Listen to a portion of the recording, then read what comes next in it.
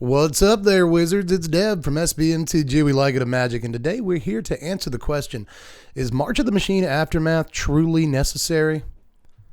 No. All right, well, I'll catch you cats later. Spread love and be kind.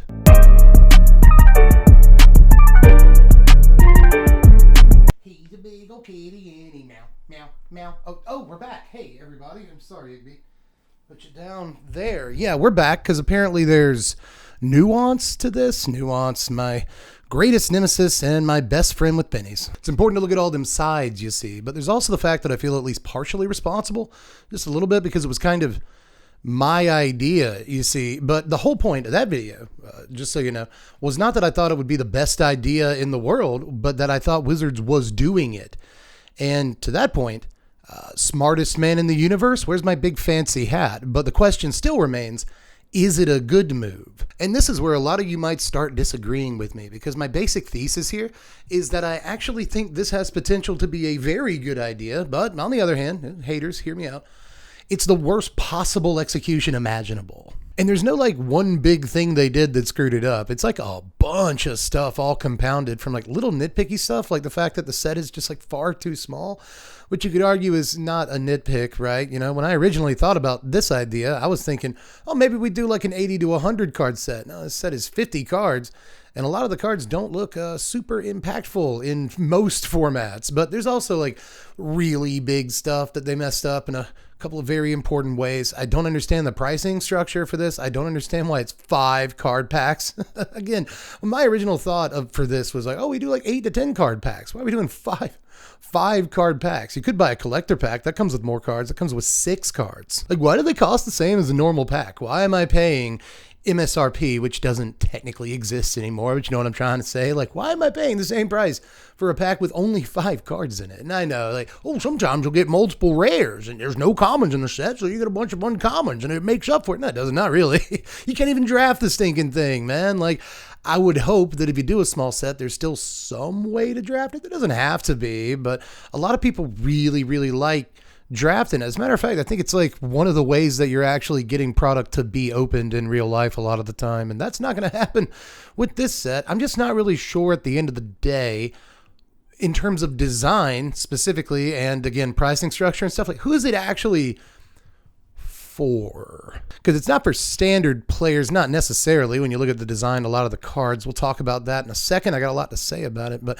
it doesn't also appear to be for commander players. I mean, there's a couple of commander cards in the set, but nothing special, to be honest with you. Look at the glut of commander stuff that's come out in the last few years. There's nothing that really stands out that much here.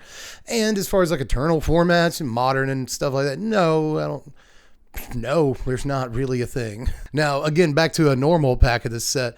It has 5 cards in it, which means that it has 1/3 the amount of cards that a normal pack has. And the set itself has like a 5th or a 6th, really, of the amount of cards that a normal set would have. So you should probably sell the packs for less. And I'm not saying you should sell them at like 1/3 of what you normally do. You don't have to sell them for $1.50, although that would be great of you to do that. But I think a lot of people will be fine paying $2.50, $3 for a pack of these cards. But hey, actually, I'll pull back. I'll give you some credit. There's no serialized cards in the set to the best of my knowledge. So I guess you did avoid your most base instincts, but still there's a lot of cash grab involved in this. And I'm not trying to be like a normal internet Magic player, TMCR and all that stuff, but like I think it's pretty objective to say that Wizards has done some kind of cash grabby stuff in the last 5 years or more. A long time now. It's gotten pretty bad lately, and this set is a pretty good example of a product that I think people could have liked if you did it right, but you really just did not do it right at all. Like another thing, for instance, that sounded casual, but I'm actually introducing a big plank of the video here, so pay attention.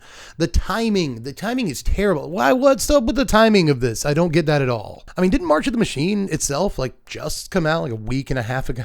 I know it was longer than that, but like it kind of feels that way. You didn't give anybody like any time to craft or trade for or buy, order, whatever, any of the cards from the new set. You give them like a couple of weeks and you're like, hey, we got this other set too. Check this thing out. And it's like, what are you doing? But anyway, Lord of the Rings is coming out sometime mid-summer. And I'm pretty sure they want to push this set out before Lord of the Rings comes out because they want Lord of the Rings to be their big selling summer set and they're going to make all the money. And they will. That's going to be a very hot set that people are going to like and buy. People that don't even play Magic, they're going to love that set. So I definitely understand why they're clearing their calendar out to do as much marketing and advertising as they can for that set and give it some breathing room. I get why you're doing it as a company. It makes perfect sense. But I still think that what you could have done is just put Aftermath out after Lord of the Rings, maybe like early August or something like that, and it just would have fit into the standard schedule a lot better. I mean, at that point, you let people play with Mom, you let people open the Lord of the Rings packs and mess around in Modern, Historic, Commander, or whatever with that, and just have a good time over the summer with that set. But the problem, as usual, this is one of the big reasons. This was like really the reason, honestly, why I originally thought a small set would be a good idea, is because in May they released a standard set for the last few years, and then they don't release another standard set until late September, which is a super long time to go without a standard release. And they didn't really solve that problem by releasing this set right after March of the Machines, where I think they could have solved that problem a little bit better at least. You know, some of the standard churn and the grind, and people get bogged down in standard. They don't want to play it anymore and blah, blah, blah, which is already happening, right? But I think that they could have sort of revitalized standard, put a little bit more punch into the format by putting this out like August the 1st or 2nd or something like that. And then we'd still have another couple of months until the new Eldraine set hits, right? So we have some time to experiment with these cards before that set comes out. And it shakes up standard for that little bit, gets us over the finish line until... I was going to say rotation, but there's no rotation this year. I have to get used to that. But if nothing else, until the next set comes out, it'll help bridge that gap. But again, it doesn't really solve that problem with the way they've timed it here. As it is, we still have like 4 months without another standard set coming out. And again, I think that's a lot of that is to clear way for this Lord of the Rings set to just take all of Wizards advertising money and budget and schedule and all that. I think that's what's happening, but at the same time, I don't think they had to do that. I think that's a bad decision. And on top of all that, I kind of alluded to this earlier, but my final gripe here about the set is not as important as my first two. Pricing structure and the way they did packs and the timing, and just it's all really, really awful stuff. This product's going to just explode, and not in the good way like you want, because of some of the really awful decisions they made in terms of those things. But again, just last thing. Set could be a little bit better. Now, I won't go as far as I've seen some people go. I've had like multiple people in my comment section. I'm not calling out any one person because this is a shockingly common take, but I've seen more than one person say that this is like the worst set since Homelands. First of all, ouch, I have some love for Homelands. Not a good set, though. Let's be objective. And this set isn't god awful. I've got some stuff written down that shows you something that I had to write it down. But again, they release a lot of Magic cards lately. It's hard to keep up. But like Copper Cove Vanguard is going to be a really important card in like a bunch of decks, soldiers, humans, multiple formats. Great card, and it's just an uncommon. Cosmic Rebirth is a super fun card. I've been reanimating Titanias and Slowgurks and stuff with it at instant speed, so you can just flip to Titania on your upkeep. It actually feels really good. Cosmic Rebirth is a great card. Markov Baron for the Vampires decks is fun. The Obnic Silas all will be one combo. Have you seen this yet? It goes infinite. It's fun. Jurina, the Orzhov 2-drop legend, she looks awesome in multiple decks. Nashi looks great in like Joda humans or just Joda legends or just Sultai legends or whatever you're doing. Urborg Scavengers is actually like a really sick looking card, especially in an Atraxa format. If this eats an Atraxa, you've got a pretty good dude on turn 3. So there's a lot of like decent cards in this set, and I just named like seven cards, and there's only 50 cards in the entire set, and I could name another 7, and that's actually pretty good. It's like 30% of the set. When's the last time 30% of a set was somewhat playable or exciting in any way? Never. So I don't want to dunk on it too much. I mean, the Dragons players are going to be happy to get Sarkhan. There's some cool stuff in here, but for the most part, a 50 card set, every card should be somewhat impactful, and there are at least like 10 slots in the set that are just like not good. No one's going to ever play them ever, period. And like, it's not a set where you have the excuse of like, oh, these are draft traps. These are for draft. They're filling out your deck in draft. We're not drafting this. You can't draft this set. I mean, you could, I guess, technically. If you had enough money. That's Magic's slogan lately. Well, if you have enough money. And honestly, there's other stuff too. I could really go on. They put almost no push marketing wise behind this set. A lot of people either don't know it exists, and people who do know it exists constantly ask me if it's standard legal. Yes, the set is in fact standard legal for the last time. Because again, I get that question so often that I really wonder, again, if Wizards should have put a little bit more weight behind the release of this product. In summation, do I think this could have been a good set? Yeah, absolutely. I think this could have been a good idea. Could have been a great set that people rally behind and go, "Oh, it's pretty good." But no, the way you insist upon doing things made sure that it was terrible. The pricing structure is bad. Why do I only give 5 cards a freaking pack? It's bad. The timing is terrible.